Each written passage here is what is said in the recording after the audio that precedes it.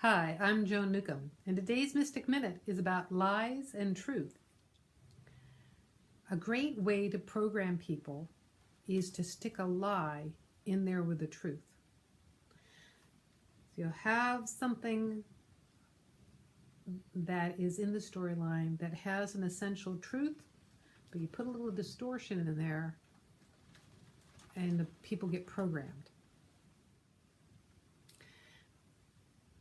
What comes to mind is kind of a religious example of the concept of sin, which really is an Aramaic term for missing the mark in archery.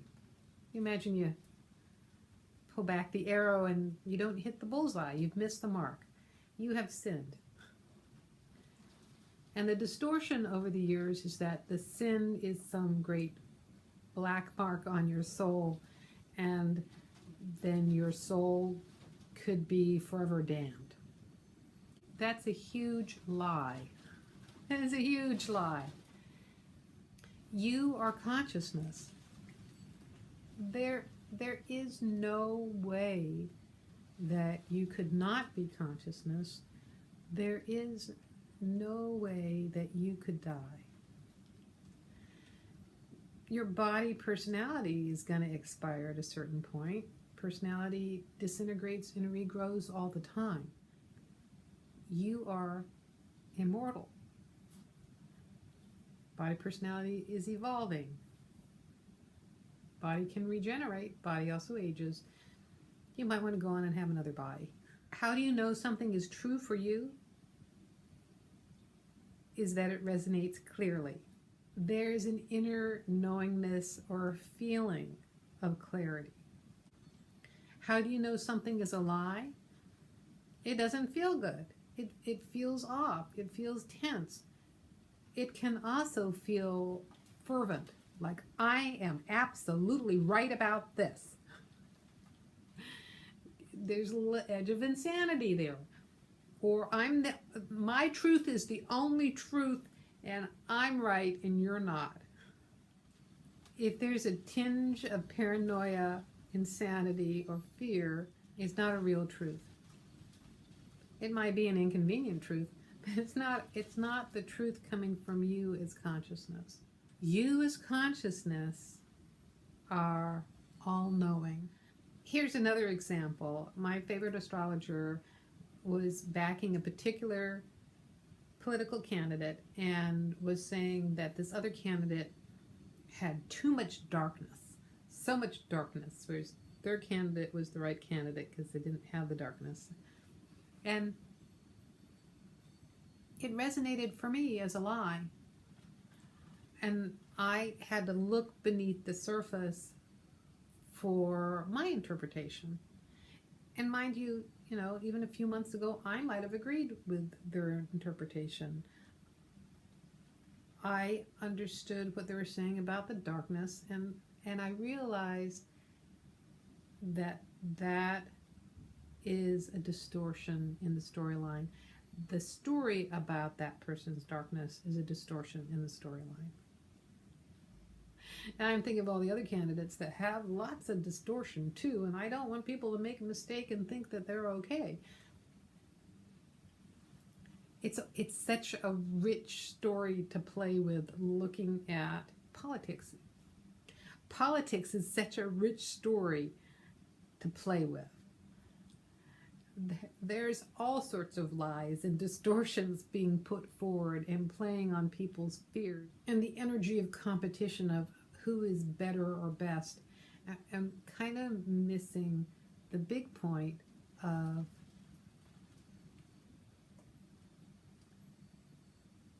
who's going to hold space for the country for the unfolding of the next several years. How does that line up? How does that line up with my truth and my integrity? And integrity really means is being in alignment with your values. Your values are, what are your measurements of truth in form? And when you internalize lies, then you're off kilter with your measurement. You know, it's like driving along and your tires are out of alignment. You're going in the wrong direction. We are all trying to figure out how we're navigating in this world. Some of us have training wheels. Most of us were not acknowledged as the infinite beings that we are, and therefore aren't used to tuning into our intuition, or aren't used to listening to our truth. I'll give you an example. I've shared on the radio and I've shared before that I grew up in a family. My father was a spy for the CIA. We didn't know until we were all teenagers. Nobody told us that. So I grew up not validating my intuition about things feeling off. It's like we're living an illusion. The real reason we're going on vacation is so Daddy can meet someone, not because we all really want to go see this town, this place this weekend. And it affected me later on for making choices or staying in places that weren't in alignment or something was off, and not questioning, hey, wait, there's something off about this. No, we're all in a collective agreement that everything's okay. And lots of people have that in their storyline. The difference in their storyline might be that, you know, Dad's an alcoholic and Mom's acting like it's okay. Or, you know, we're all going off to war to defend our country when we don't really agree with what we're doing in that place in the first place. You know, you got the core value of loyalty and, you know, sincere belief of our country's values of freedom. And then you find yourself in another country killing people, and that's kind of affecting their freedom. Interesting storyline. This planet has such wonderful, interesting storylines. It's an adventure in density and effort. Now, are you over there in Tomorrowland? Are you over there in, you know, it's a small world after all? Are we on Space Mountain? When you start acknowledging yourself as consciousness and making choices from inside out, it starts to become clearer about how to navigate. It starts to become clearer about what feels right, what feels wrong, what is your truth. The wrong is just a different vibration than right. And I know for myself is if I get too caught up in an external storyline that makes me feel crazy, makes me feel unbalanced or angry or opinionated or fearful, I have moved outside of myself. I'm no longer anchored in my truth. I'm no longer centered or focused in myself as consciousness. When I'm inside myself as consciousness, it's an infinitely powerful place to be. And it's not power in the sense of dominance. It's an empowered space. There's a calmness, there's a serenity to being empowered. Now, the great thing about what's going on nowadays is that you don't have to go to 35 years of psychoanalysis to discern what your truth is. You don't have to go back and peel away those layers, revisit that pain. You don't have to. You may want to. That's a great occupation of time. Or you can be right here in the present moment, making choices from this sense of now. When you are in the now, you're in present time, all that past stuff dissipates. It's not lost. It's in the external hard drive somewhere. It's in the Akashic records. It's not lost. You haven't lost any valuable information.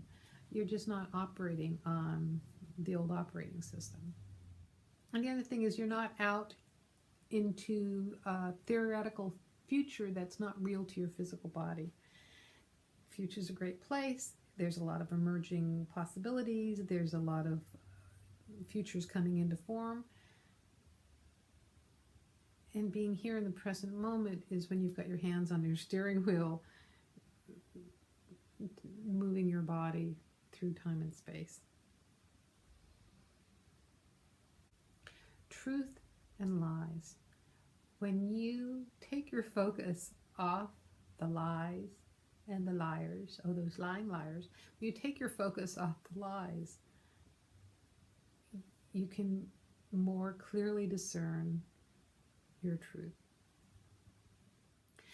You may want to give yourself 24 hours of not being on your devices, not reading the news, not looking at Twitter or Facebook, and see how that restores your balance.